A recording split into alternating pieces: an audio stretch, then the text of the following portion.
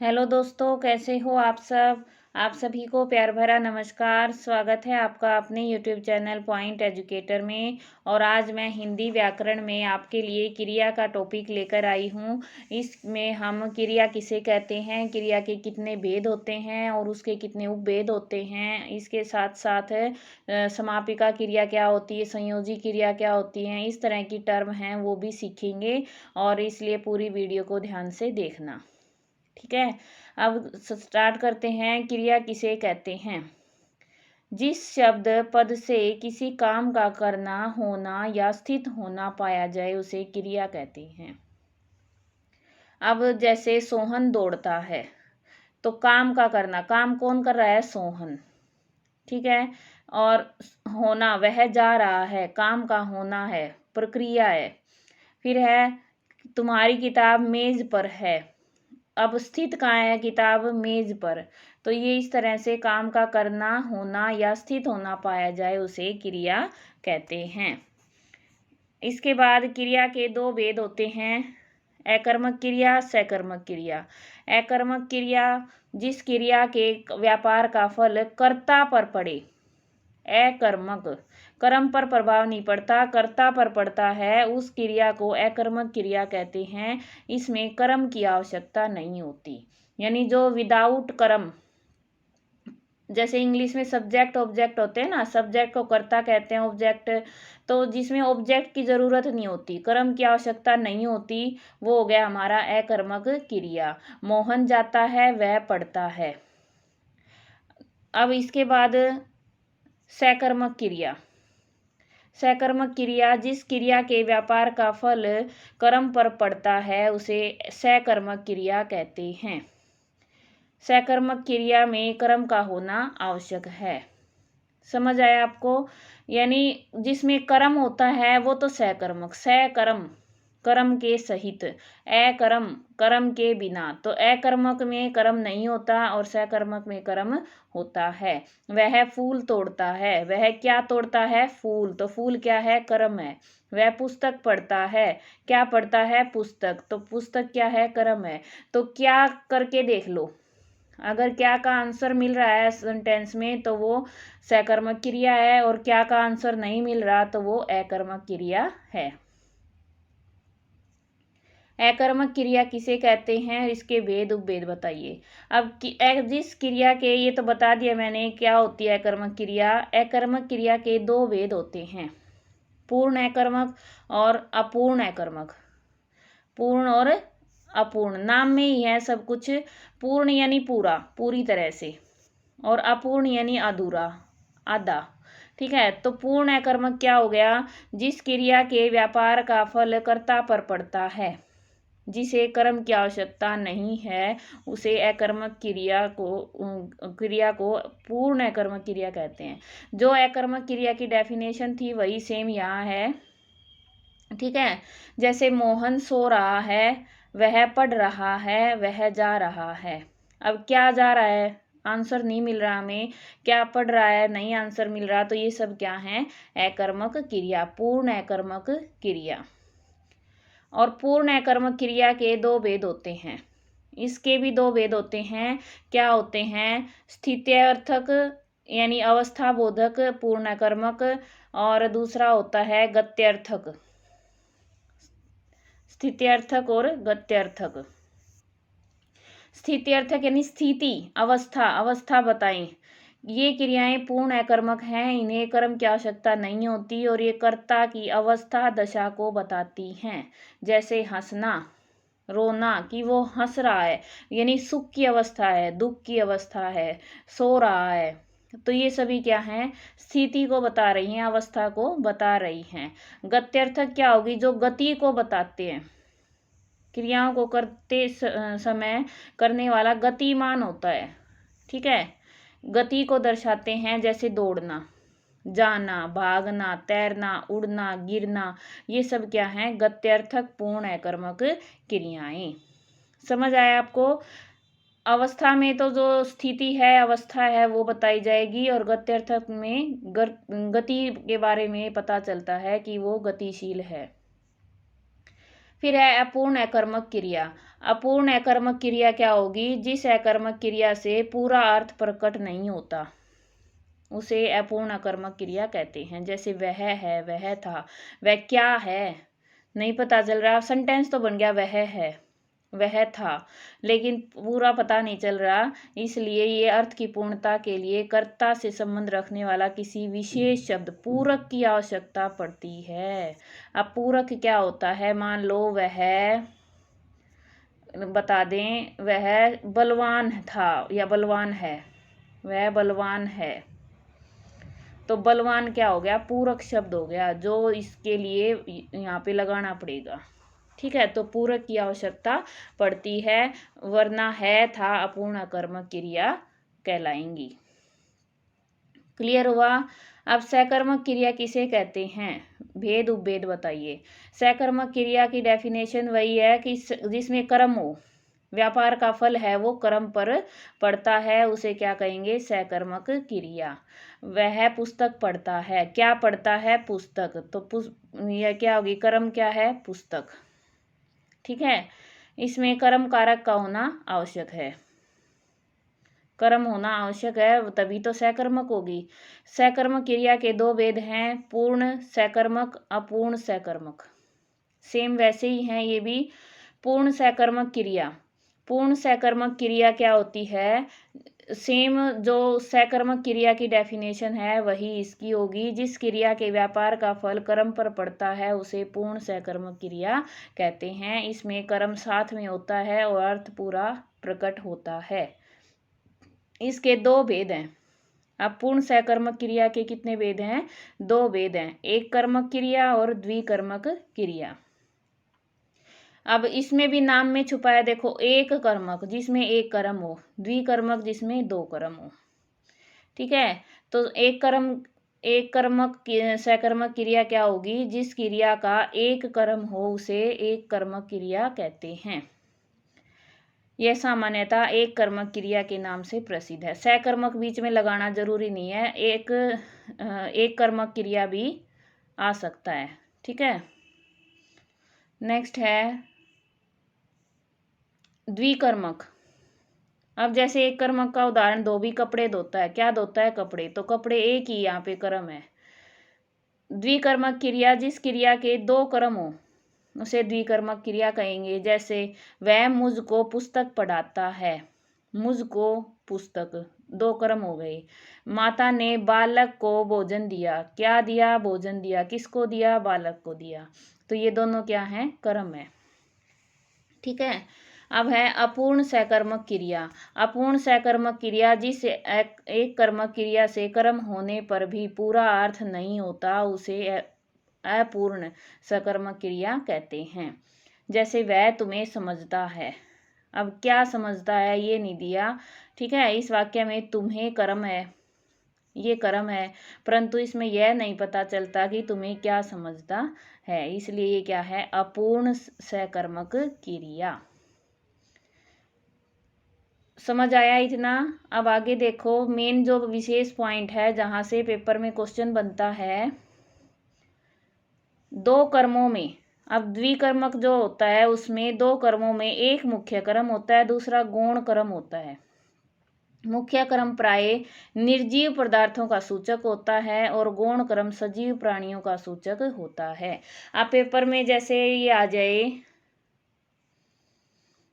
ये आया था ना, वह मुझको पुस्तक पढ़ाता है। अब पुस्तक क्या है? इसमें निर्जीव है। ठीक है, और मुझको यानी सजीव है, मुझ, मैं, तो सजीव पदार्थों का सूचक क्या है? गौण कर्म, तो ये तो हो गया हमारा गौण कर्म, और ये क्या हो गया? हमारा मुख्य कर्म।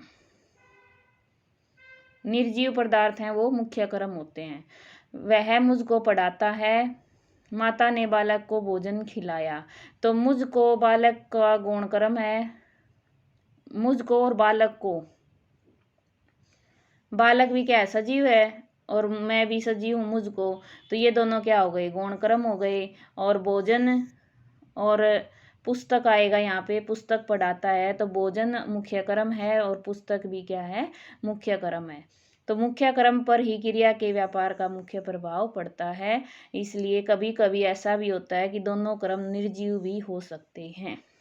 ठीक है, जरूरी नहीं होता, लेकिन जहाँ निर्जीव और सजीव दोनों में है तो हमें इसका ध्यान रखना है। रमेश ने गेंद को ठोकर मारी।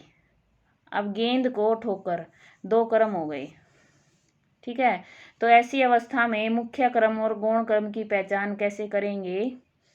प्रश्न पूछकर देख लो। आप प्रश्न पूछकर, यानी अपने आप से प्रश्न करो। क्रिया को ध्यान में रखकर प्रश्न पूछा जाए किसको, तो किसका जो आंसर मिलेगा वो तो होता है गौण क्रम, और क्या का आंसर आए वो होगा मुख्य क्रम। अब रमेश ने गेंद को ठोकर मारी। अब रमेश ने किसको ठोकर मारी? गेंद को। तो गेंद क्या हो गया हमारा यहाँ पे? गौण क्रम, गौण क्रम। और क्या मारी? ठोकर मारी। तो ठोकर क्या हो गया? मुख्य क्रम। क्या का आंसर हमेशा क्रम के लिए होता है ना, तो मुख्य क्रम क्या का होता है और गौण क्रम में किसको। इस तरह से प्रश्न करके देखेंगे, वहां पता चलेगा कि गौण और मुख्य क्रम कौन से हैं। क्लियर हुआ? नेक्स्ट देखो। अब इन्होंने बताया कि कभी कभी क्रिया का सामान्य रूप संज्ञा के समान प्रयोग होता है। क्या आपने खाना खा लिया? उसने अच्छा गाना सुनाया। भिखारी का रोना देखकर उस पर दया आ गई। तो रोना, गाना, ये गाना, अच्छा गाना सुनाया, सॉन्ग, सॉन्ग से मतलब है यहाँ पे। ठीक है, रोना, रोना देखकर, तो ये क्या है? संज्ञा के समान प्रयोग हुए हैं क्रिया शब्द। इस तरह से क्वेश्चन भी आते हैं कि ये दे दें और इसमें रोना पे नीचे अंडरलाइन लगा दें और कह दें कि ये यहाँ पे क्या है? क्रिया है, संज्ञा है, सर्वनाम है, क्या है? तो हमें क्या लगाएंगे? संज्ञा। अब एक बार रिवीजन कर लें इसका। क्रिया, क्रिया के दो भेद, अकर्मक, सकर्मक। ठीक है, अब अकर्मक के दो भेद, पूर्ण अकर्मक, अपूर्ण अकर्मक। अब पूर्ण अकर्मक के दो भेद, स्थित्यर्थक और गत्यर्थक। सकर्मक क्रिया के दो भेद, पूर्ण अपूर्ण, और पूर्ण सकर्मक के एक कर्मक और द्विकर्मक। यानी जो पूर्ण वाले हैं ना, उनके दो उपभेद है, दो हैं दोनों के, और अपूर्ण के आगे कोई भेद नहीं है। क्लियर हुआ? नेक्स्ट देखो। क्रिया का सामान्य रूप, क्रिया के मूल रूप यानी धातु। क्रिया का मूल रूप क्या होता है? धातु। तो धातु के आगे ना लगाने से जो रूप बनता है उसे क्रिया का सामान्य अर्थ का पता चलता है, क्रिया का सामान्य रूप कहते हैं। जैसे चल, चल क्या है? क्रिया है, धातु है, धातु के आगे ना लगा दिया तो ये चलना। पढ़ से पढ़ना। ठीक है, तो ये सामान्य रूप हो गया क्रिया का। अब उभयविध क्रिया, जो क्रिया कभी अकर्मक कभी सकर्मक, यानी दोनों रूपों में जो होता है, उभय होता है, दोनों, उभयविध, दोनों प्रकार से। तो जो सकर्मक के रूप में भी और अकर्मक के रूप में प्रयोग होती है उन्हें उभयविध क्रिया कहते हैं। अब इसमें उदाहरण है, जैसे मेरा सिर खुजलाता है, इसमें खुजलाना अकर्मक हो गया। मैं अपना सिर खुजलाता हूँ, क्या खुजलाता हूँ? अपना सिर, तो ये सकर्मक हो गया। तो इस तरह से लगाना है। पानी गिरता है, ठीक है, तो ये क्या हो गया? अकर्मक। वह पानी गिरता है, तो ये क्या हो गया? सकर्मक। यहाँ पे पानी क्या बन गया? कर्म बन गया। यहाँ पे पानी क्या है? करता है, इसलिए ये अकर्मक है। क्लियर हुआ? नेक्स्ट है अकर्मक और सकर्मक क्रिया की पहचान। ये मैंने आपको बता दिया है, फिर से देख लो। क्रिया पर प्रश्न किया, क्या या किसको, यदि उत्तर आ जाए तो क्रिया सकर्मक, और उत्तर न निकले तो अकर्मक क्रिया होती है। क्या और किसको करके पूछेंगे, अगर उत्तर आ रहा है तो क्या है? वो सकर्मक क्रिया है। नेक्स्ट है कब अकर्मक क्रिया सकर्मक और सकर्मक क्रिया अकर्मक बन जाती है। आपस में चेंज भी हो जाती हैं क्रियाएं, अकर्मक क्रिया सकर्मक बन जाती हैं और सकर्मक क्रिया अकर्मक। इसीलिए तो पेपर में गलती होती है। जब पेपर में आते हैं ना तो हम ये सोचते हैं ये अकर्मक क्रिया थी, यहाँ सकर्मक कैसे बन गई। अब देखो कैसे होता है। जब अकर्मक धातु से भाववाचक संज्ञा बनाकर उसका कर्म के रूप में प्रयोग किया जाए तब अकर्मक क्रिया सकर्मक बन जाती है। वह चलता है। अब चलना क्या है? अकर्मक है, लेकिन वह चाल चलता है। भाववाचक क्या है? चाल। ठीक है, वह चाल चलता है, तो ये क्या होगी? सकर्मक क्रिया। यानी जिसमें कर्म आ गया बीच में तो अकर्मक क्रिया सकर्मक बन गई। ठीक है, वह हंसता है तो अकर्मक हो गया, वह हंसी हंसता है तो सकर्मक हो गया। जब सकर्मक क्रियाओं द्वारा केवल व्यापार प्रकट किया जाता है और कर्म को प्रकट करने की आवश्यकता नहीं होती। जब सकर्मक क्रियाओं के बीच में कर्म नहीं आता तो वे अकर्मक बन जाती हैं, वहां पे उनको अकर्मक क्रिया कहेंगे। वह सुनता है, इसका अर्थ है वह सुन सकता है, बहरा नहीं है। वह सुनता है, अब ये क्या है? अकर्मक क्रिया। ठीक है, हमें तो सेंटेंस में मिलेंगे क्वेश्चन। सेंटेंस में क्या और किसको आंसर करके देख लो, अगर उसका जवाब मिल रहा है तो वो सकर्मक है और नहीं मिल रहा तो वो अकर्मक है। धातु किसे कहते हैं? अब धातु किसे कहते हैं? क्रिया के मूल रूप को धातु कहते हैं और इसके कितने भेद हैं? 5 भेद होते हैं। ठीक है, जैसे पढ़ना, चलना, इसमें पढ़ चल ये क्या है? धातु हैं। संस्कृत पढ़ी होगी आपने 8th क्लास तक सबने, तो धातु सबने याद की हैं, वही हैं ये। ठीक है, तो धातु के कितने भेद हैं? 5 भेद हैं। सामान्य धातु, व्युत्पन्न धातु, नाम धातु, मिश्र धातु और अनुकरणात्मक धातु। इसमें से नाम धातु ज़्यादा पूछी जाती है और अनुकरणात्मक धातु है, ये भी कई बार पूछी जाती है। कैसे है देखो एक बार। सामान्य धातु, जो धातु किसी दूसरे शब्द से न बनी हो, यानी जो रूढ़ शब्द के रूप में हो, उन्हें सामान्य धातु कहते हैं। सीधी सी है, जो सीधे हम धातु के रूप याद करते थे, खेल, पी, पा धातु थी, पी, लिख, पढ़, आ, जा, देख, सो, सुन, ये सब क्या है? सरल धातु या रूढ़ धातु भी कहते हैं। सामान्य धातु, मूल धातु, सरल धातु, रूढ़ धातु, 4 नाम है इसके। अब है व्युत्पन्न धातु। व्युत्पन्न, व्युत्पन्न क्या होते हैं? उससे उत्पन्न। ठीक है, तो जो मूल धातु से, मूल धातु में प्रत्यय लगाकर या मूल धातु को अन्य प्रकार से बदलकर बनाई जाती हैं, उन्हें व्युत्पन्न धातु कहते हैं। मूल धातु में ही परिवर्तन हुई है, उनसे ही वो उत्पन्न हुई है, तो उन्हें व्युत्पन्न धातु कहते हैं। जैसे पढ़ना से पढ़ाना, पढ़वाना, बैठना से बिठाना, देखना से दिखाना, उठना से उठाना, इस तरह से। ठीक है, ये क्या हो गई हमारी? व्युत्पन्न धातु। फिर है नाम धातु। नाम धातु क्या होती है? संज्ञा, सर्वनाम, विशेषण शब्दों के साथ प्रत्यय लगाकर जो क्रिया धातुएं बनाती हैं, ये इंपॉर्टेंट है भाई। ये नाम धातु है ना, ये खुद में धातु नहीं है, ये संज्ञा, नाम। नाम क्या होता है? कोई भी संज्ञा शब्द। तो संज्ञा, सर्वनाम, विशेषण शब्दों के साथ प्रत्यय लगाकर जो क्रिया धातुएं बनाती हैं, उन्हें नाम धातु कहते हैं। अब इसका प्रयोग क्या है? संज्ञा, सर्वनाम, विशेषण के नाम को, यानी नाम का प्रयोग धातु के समान प्रयोग किया जाता है, तो ये क्या बन जाती है? नाम धातु। ठीक है, और नाम से बनने वाली धातु ही नाम धातु कहलाती है। जैसे रंग, रंग से रंगना, त्याग से त्यागना, शर्मा से शर्माना, गर्म से गर्मा, गर्मी आएगी यहाँ पे, हाथ से हथिया, तो ये क्या है? नाम धातु क्रिया। फिर है मिश्र धातु या सम्मिश्र धातु। कुछ संज्ञा, विशेषण, क्रिया विशेषण शब्दों के साथ दूसरी धातु का संयोग होने पर बनी धातु को क्या कहते हैं? मिश्र धातु। यहाँ पे सर्वनाम नहीं है भाई। मिश्र धातु में क्या है? संज्ञा, विशेषण और क्रिया विशेषण। ठीक है, इनके शब्दों के साथ दूसरी धातु का संयोग होने पर धातु मिलती है। इसमें क्या मिलता है? प्रत्यय। नाम धातु में प्रत्यय मिलता है और इसमें धातु का संयोग होता है, तो उसे मिश्र धातु। जैसे कष्ट देना, कष्ट। ठीक है, फिर पसंद आना, दो शब्द अलग अलग हो गई ना, मारना।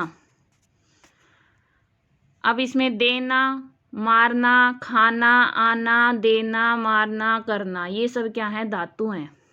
इस धातु का संयोग इसमें संज्ञा विशेषण और क्रिया विशेषण शब्दों के साथ हुआ है।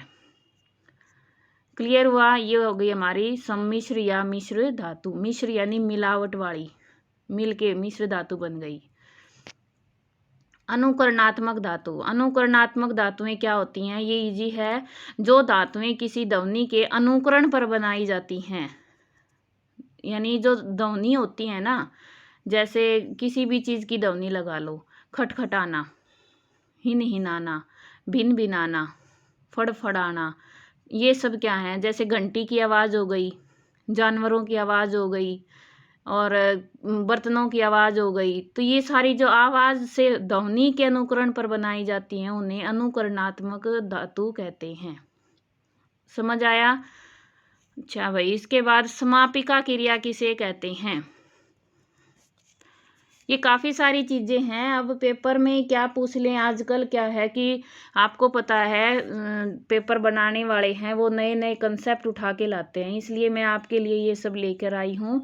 बाकी क्रिया में अगर करें तो हम उसके भेद और उपभेद करके भी छोड़ सकते हैं। जिसको ज़्यादा डीप में पढ़ना है वो ये सब कर सकता है। समापिका क्रिया किसे कहेंगे? समापिका यानी समाप्त, समापन।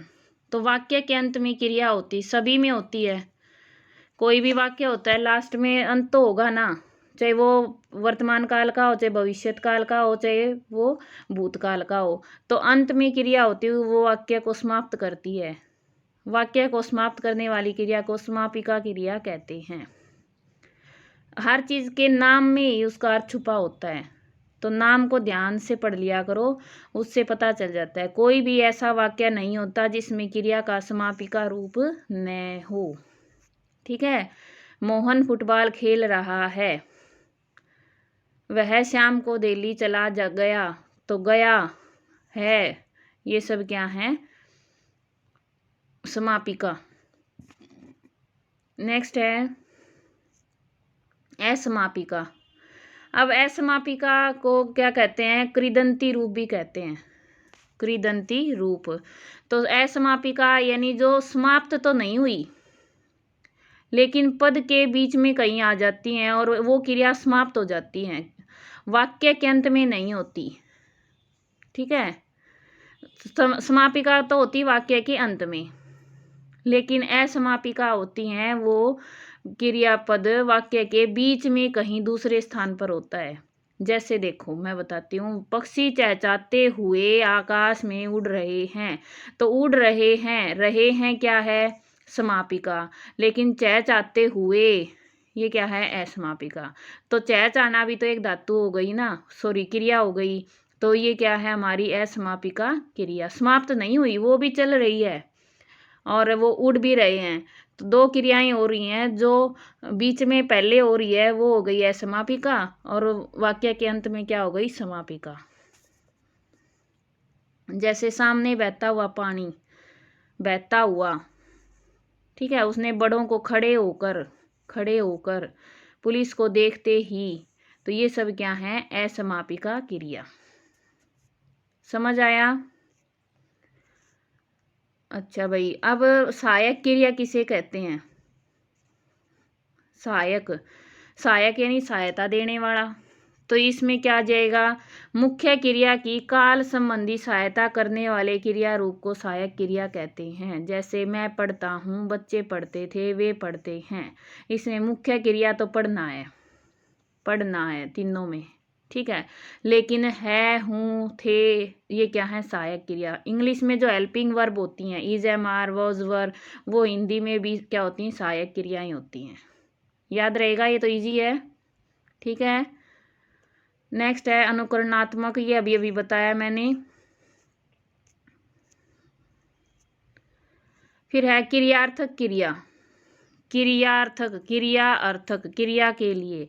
तो क्रिया वाक्य की मुख्य क्रिया अर्थात समापिका क्रिया जिस क्रिया के लिए की जाती है उस क्रिया को क्रियार्थक क्रिया कहते हैं।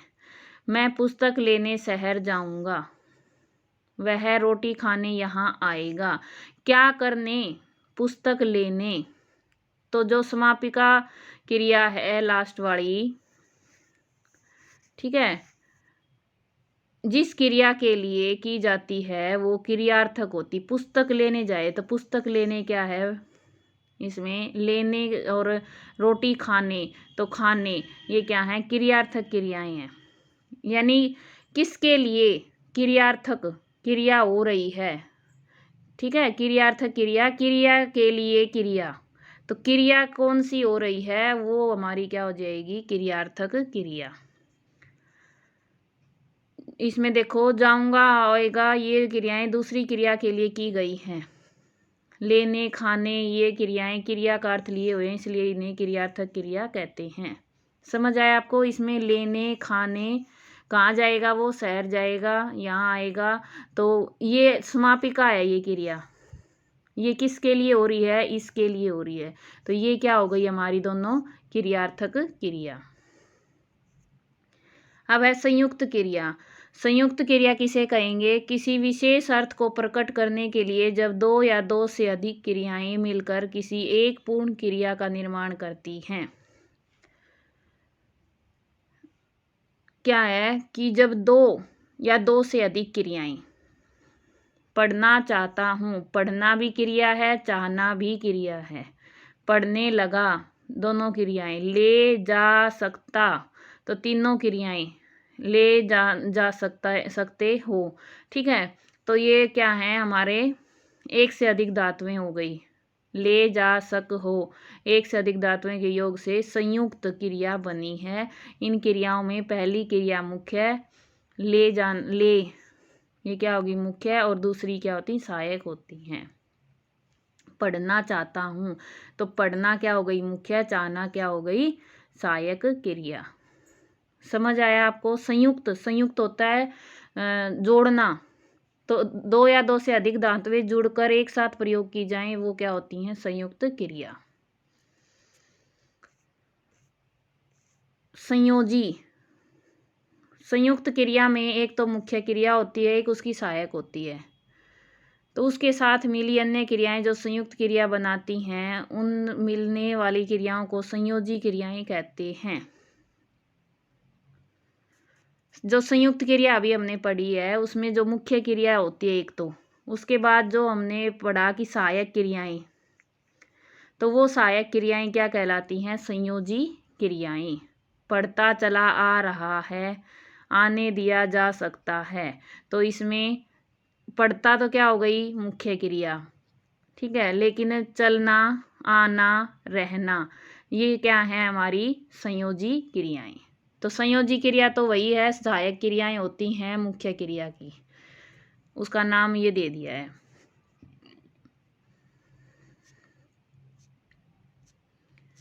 फिर है नामिक क्रिया, नाम बोधक। नामिक क्रिया क्या होती है, मूल धातुओं को छोड़कर, जो मूल धातुएं हैं हमने पढ़ी, मूल धातु क्या होती है, उनको छोड़कर संज्ञा या विशेषण के साथ क्रिया को जोड़ने से संयुक्त क्रिया बनती है, उन्हें नामिक क्रिया कहते हैं। जैसे धन्यवाद देना, उधार देना, कष्ट देना, याद आना, रिश्वत खाना, ठीक है। तो संज्ञा और विशेषण के साथ जो क्रिया मिलकर नई क्रिया बनाती हैं, संयुक्त क्रिया बनाती हैं, उन्हें नामिक क्रिया कहते हैं। नाम हो गया ना, नाम, नाम क्या होता है, संज्ञा या विशेषण शब्द। फिर है वाक्य बोधक क्रियाएं कौन सी हैं, जो क्रियाएं वाक्य का बोध कराएं। बस एक शब्द बोल दें, खा, बच्चे को ऑर्डर देते हैं ना भाई, उसको ये नहीं कहेंगे तू खाना खा, नहीं, खा, अभी खा, ठीक है। फिर पी, उठ, आ, तो ये क्या है, पूरा सेंटेंस इसमें ही आ गया। आ, इंग्लिश में जैसे होते हैं सिट, स्टैंड, ठीक है, स्टैंड अप, और ये गो, कम, तो इंग्लिश में होती हैं वही, इसमें है वाक्य बोधक, सेंटेंस को बताने वाली, वाक्य को बताने वाली। फिर है द्विरुक्त क्रिया।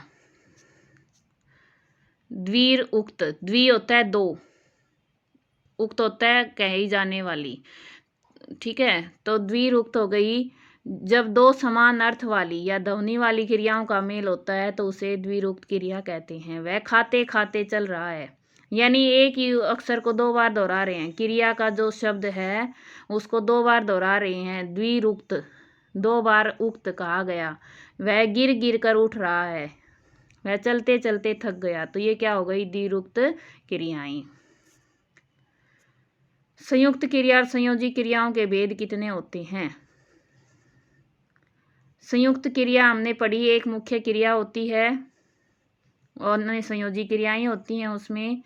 तो संयोजी क्रियाओं को देखकर इनके भेद किए जा सकते हैं जो निम्नलिखित हैं। आरंभ बोधक, आरंभ को दर्शाएं।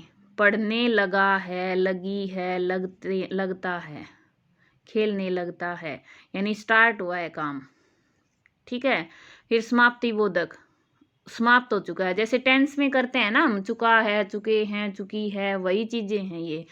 तो पढ़ चुका, चल चुका, खेल चुका, तो समाप्ति बोधक, काम हो चुका है। ठीक है। शक्ति बोधक, उसका सामर्थ्य दिखा रहे हैं, पढ़ सकता है, सकना। फिर है इच्छा बोधक, चाहना। फिर है विवशता बोधक, करना पड़ा, मुझे ऐसा करना पड़ा, पड़ा, पड़ेगा, पड़ता है। तो ये क्या, विवशता दिखा रहे हैं। फिर है नित्यता बोधक, पढ़ता रहता है, चलता रहता था, खेलता रहेगा, हमें कंटिन्यू काम है वो, नित्यता, हमेशा चलता रहेगा, आगे भी चलता रहेगा, जारी रहेगा। ठीक है। हम पढ़ते हैं, हम पढ़ते थे, हम पढ़ते रहेंगे, है ना। फिर है अनुमति बोधक, अनुमति, पढ़ने दो, चलने दो, यानी उससे अनुमति ली है, आज्ञा ली है। फिर अपूर्णता बोधक, पढ़ रहा है, चल रहा है, तो ये क्या हो, कंटिन्यूअस टेंस हो गया हमारा। अपूर्णता, अभी पूर्ण नहीं हुआ, चल रहा है। असमर्थता, नहीं पाऊंगा, कर नहीं पाऊंगा, सकना, सकते, यानी नहीं का यूज हो जाएगा इसमें। चल नहीं सकता, खेल नहीं सकता, पढ़ नहीं सकता। कर्म और भाववाच्य बोधक, पढ़ी जा रही हैं, दौड़ा नहीं जाता। ठीक है। इतना डिटेल में शायद ना भी पूछें, कुछ याद रख लो, सिर्फ अनुमान लगा लो कि भाई इस तरह के सेंटेंस होते हैं, वो कैसे कैसे होते हैं, कैसी क्रियाएं होती हैं इनमें। फिर एक लास्ट है हमारा, रंजक क्रिया किसे कहते हैं? ये इंपॉर्टेंट है भाई, रंजक क्रिया। तो रंजक क्रिया किसे कहते हैं? संयुक्त क्रिया में, अभी जो हमने पढ़ा, संयुक्त क्रिया दो या दो से अधिक क्रियाओं से बनी संयुक्त क्रिया में मुख्य क्रिया के अर्थ को कुछ विशेष रंग अर्थात विशिष्ट अर्थ देने वाली क्रिया को रंजक क्रिया कहते हैं। रंजक क्रियाएं मुख्य क्रिया के अर्थ को रंजित करती हैं। मुख्य क्रिया में जुड़ने वाली क्रिया अपना अर्थ खोकर मुख्य क्रिया में नवीनता या विशेषता उत्पन्न कर देती है, इसलिए इसे रंजक क्रिया कहते हैं। आना जाना, उठना बैठना, लेना देना, पढ़ना, ये सब क्या है, रंजक क्रियाएं। जैसे कर आना, खा जाना, खो बैठना, मार डालना। अब वैसे तो डालना अर्थ अलग होता है, लेकिन उसके आगे मार जुड़ गया, मार डालना, तो इसका अर्थ रंजित हो गया ना, बदल दिया। खो बैठना, बैठना तो बैठना होता है, सिट होता है, लेकिन खो बैठना, किसी चीज को खो दिया, तो इसका अर्थ है वो रंजित हो गया है। खा जाना, जाना होता है, जाना, चले जाना, लेकिन खा जाना अलग इसका अर्थ हो गया, तो अर्थ को ही बदल देते हैं। ठीक है। संयुक्त क्रिया में मुख्य क्रिया के साथ आकर उसके अर्थ को बदल देते हैं, तो वो क्या हो जाती हैं, रंजक क्रियाएं। समझ आया आपको? इतना सब इस वीडियो में करवा दिया। अब क्रिया में दो तरह की मेन इंपॉर्टेंट क्रियाएं रहती हैं, नाम धातु क्रिया और प्रेरणार्थक क्रिया, वो मैं अगली वीडियो में करवाऊंगी। और मिलते हैं नेक्स्ट वीडियो में। कोई भी डाउट है, प्रश्न है, तो आप कमेंट में लिख दें। और ये PDF मैं आपने जो टेलीग्राम चैनल है पॉइंट एजुकेटर, उस पर शेयर कर दूंगी, वहाँ से आप पढ़ लेना। इसको बार बार रिवाइज करोगे तो अपने आप याद हो जाएगा। ठीक है। Thanks for watching. आपका दिन शुभ हो। धन्यवाद।